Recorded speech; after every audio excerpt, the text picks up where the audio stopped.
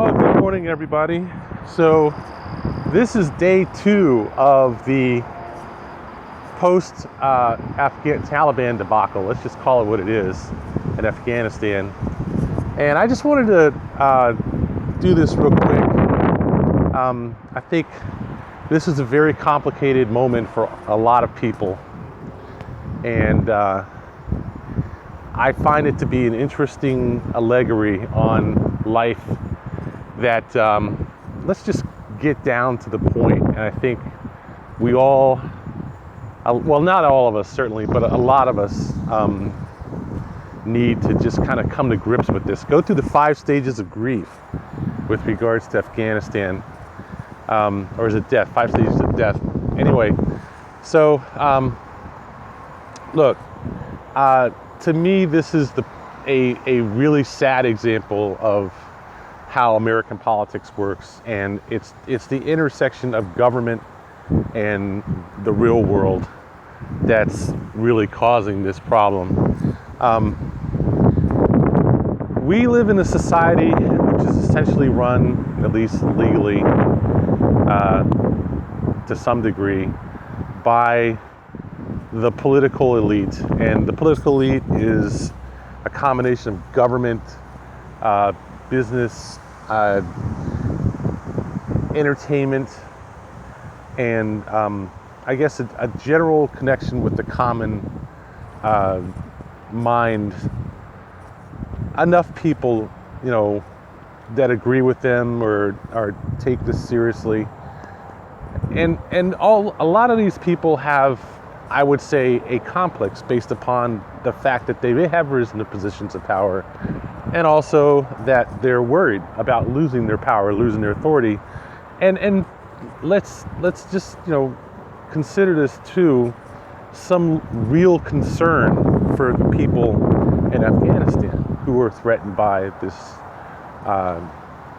Islamic fundamentalist group. But here's the problem. This is the real world we live in. And Afghanistan is, 3,000 miles away, tucked under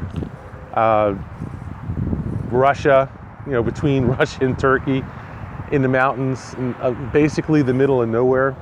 And it's just, I think, you can't have your cake and eat it too.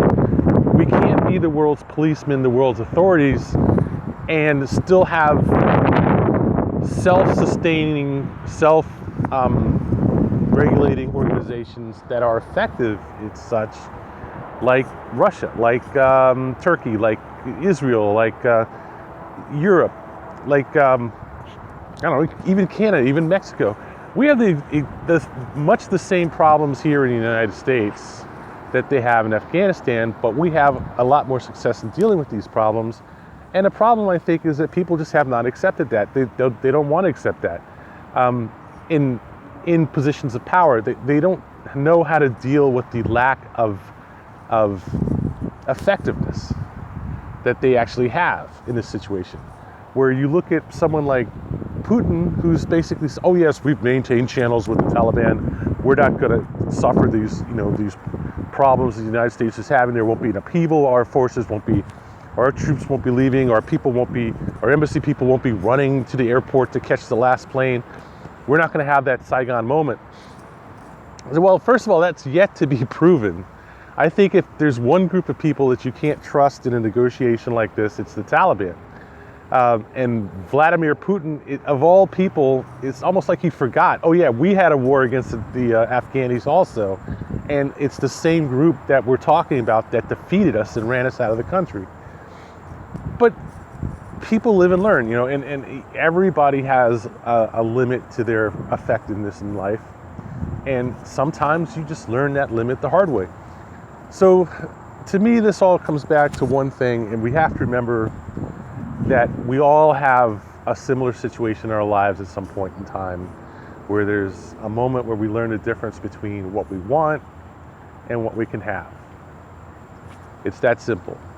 And the U.S. is having one of those moments with regards to Afghanistan. What really upsets me is the fact that the conservative media and the Republican Party is absolutely fucking jumping all over the Biden administration with both feet on this when Trump set this up for the same reasons that Biden let it go. You can't just walk in and say, oh, look, Biden created this entire disaster. Biden didn't ship billions of cutting-edge military hardware and technology to the Afghanis, but not give them an effective air force. Biden did not spend 20 years training the forces in Afghanistan to defend themselves, but not actually test them in combat by sending them out in combat against the Taliban without U.S. support. You know, there's a long history going on here. And I think it's just incredibly, amazingly wrong and sad. And to see all this abuse being heaped on the administration when the administration is just dealing with the failures, the faults, the fantasies of 20 years of both GOP and Democratic control of the United States in terms of the federal government and certainly in terms of the American military. I'm sure there are a lot of good people in Afghanistan who are going to suffer behind this. I am absolutely sure of it. But do you know what? He's got a damn good point. They don't want to stand up and fight for themselves. What are you supposed to do about it? Ultimately, you know, we may not want to admit that, but that is the absolute truth. If people do not stand up and fight for themselves, how can you seriously expect them to go through life and survive this kind of abuse and bullying by, which is what it is really, by an armed group of thugs, whether or not they call themselves religious fanatics or just thugs, just, you know, basically brutal, anti-feminist, anti-contemporary thugs. They can say it's their religion, but the end result is the same. So we have the same problem, you know, with Mexico, South America, this tidal wave of illegal immigrants, which suddenly people have forgotten all about, and this need to pile on Joe Biden. And you really got to wonder how much of this is real from them and how much of this is just covering their own ass in a political sense. How much of it is just trying to establish their anti-democratic, pro-Republican bona fides. He said, look, you know, don't you think you're going a little bit too far with all this? Don't you think? Okay, so you just proved that you're largely ineffective.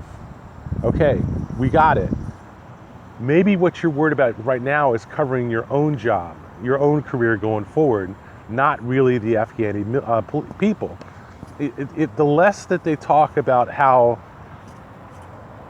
they can do anything productive or positive in a situation, and the more they point fingers and attack Joe Biden, it becomes pretty obvious that all they're really trying to do is deflect blame away from themselves when they're incompetent and ineffective. So that's pretty much, you know, all I can say at this point.